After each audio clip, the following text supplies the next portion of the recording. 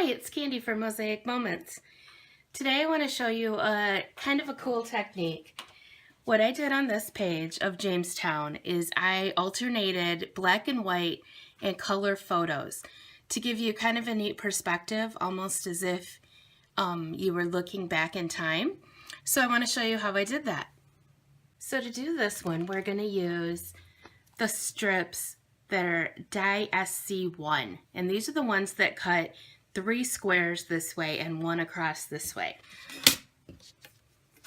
The die looks like this, and I'm going to take 2 photos. I have the exact same photo printed in color and printed in black and white. And so I'm going to flip my photo over on here, and I want to be sure to get the water because this is Jamestown and I'm looking into the water. So I'm going to line it up so that it cuts here first, and then this part will get trimmed off. So we're going to put the bottom of the photo right along here, and it just fits perfectly in these grids. You can feel kind of the raised line that pressure cuts the photo, and you want it to be just inside of there.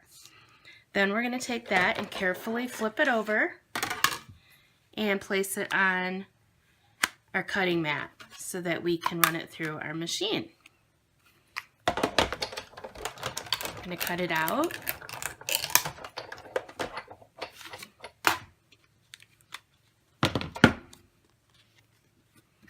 So there's our first set. And we're going to do this again with the black and white. So once again, I'm going to make sure that I'm using the bottom of the photo, and I'm going to use these raised lines, the pressure cut lines, right as my guide, and I'm going to tuck that photo right in there perfectly, just like that, and then flip it over on my cutting plate, put the plate on top, and crank it through.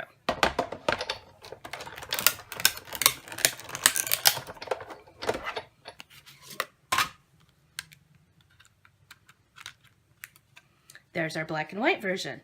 Now we're ready to put it together. So first we're going to pull off the part that we don't need. That's the extra. Then these are held together carefully just on the very edges, which makes it a lot easier for us because we don't have to deal with putting a puzzle back together.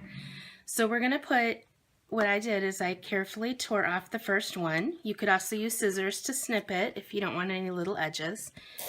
Put adhesive on the back. And then I'm going to put it where I want it on here.